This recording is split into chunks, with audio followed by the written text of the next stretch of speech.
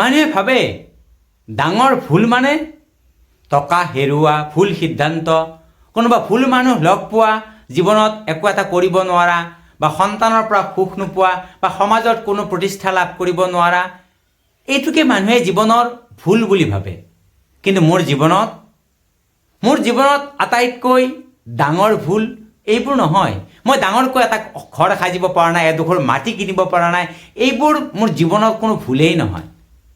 মোৰ জীৱনৰ আটাইতকৈ ডাঙৰ ভুলটো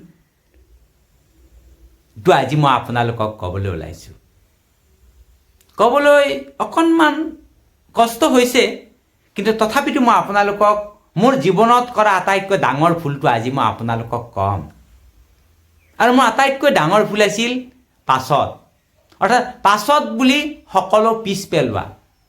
পাছত সময় পালে কৰিম, পাছত বিশ্ৰাম ল'ম, পাছত নিজৰ কথা ভাবিম, বা পাছত কিবা এটা কৰিম, পাছত ফুৰিবলৈ যাম, পাছত এযোৰ ভাল কাপোৰ পিন্ধিম, পাছত ক'ৰবাত ফাংচনত যাম, ক'ৰবাত ভ্ৰমণত যাম, ক'ৰবাত মন্দিৰত যাম, বা মা দেউতাৰ লগত কথা পাতিবলৈও আমি পাছত বুলি আমি থৈ দিছিলোঁ, অকণমান পাছত কথা পাতিম, এনেকুৱা ধৰণৰ।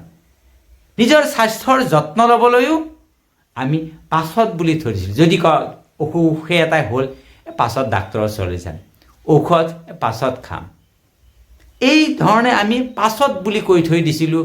মনৰ কথা ক'বলৈকো, কাৰোবাক যদি কিবা এটা মনৰ কথা এটা ক'ব লগা আছিল, সেইটো আমি পাছত ক'ম। কিন্তু সেই পাছত সময়টো কেতিয়াও নাহিল।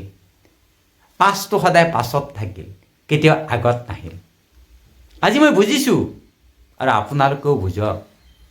যিটো মই বুজিছোঁ সেইটো ক'ব খুজিছোঁ। জীৱনত আটাইতকৈ বিপদজনক শব্দটো হ'ল পাছত কৰিম, পাছত যাম, পাছত খাম, পাছত চাম। কিয়নো সময় কাকো অপেক্ষা নকৰে, সময় কাৰো বাবেই নৰয়। গতিকে আমি পাছত শব্দটো আমি বাদ দিব লাগিব। পাছত মোৰ জীৱনটোৱে হয়তো পাছত বুলি কোৱাৰ লগে লগে শেষ হৈ গৈছে।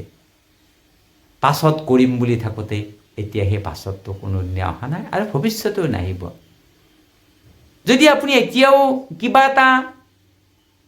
এটা কাম, ক'ৰবাত যাম, এনেকুৱা কথাবোৰ যদি পাছত কৰিম, যাম, খাম, এই পাছত বুলি যদি এৰি ৰাখিছে, তেন্তে আজিয়েই অকণমান সময় থমকি আপুনি নিজৰ কথা ভাবক।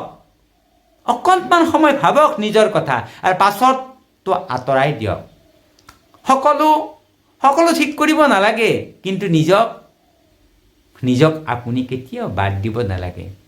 আপুনি সকলোকে ঠিক কৰিবলৈ গৈ নিজক যদি আপুনি বাদ দিয়ে নহয়, তেতিয়া যে মই যিটো অনুভৱ কৰিছোঁ সেইটো আপুনি অনুভৱ কৰিব।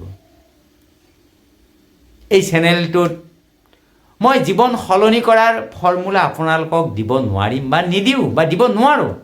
মই মাথো মোৰ এই বয়সত মই মোৰ জীৱনৰ সঁচা কথাবোৰ আপোনালোকৰ লগত শ্বেয়াৰ কৰিম, সৰল ভাষাত আপোনালোকক বুজাবলৈ চেষ্টা কৰিম।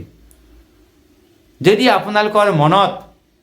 আপোনালোকৰ মনত মোৰ কথাই অলপো যদি প্ৰভাৱ পেলায়, তেন্তে মোৰ লগত থাকিব।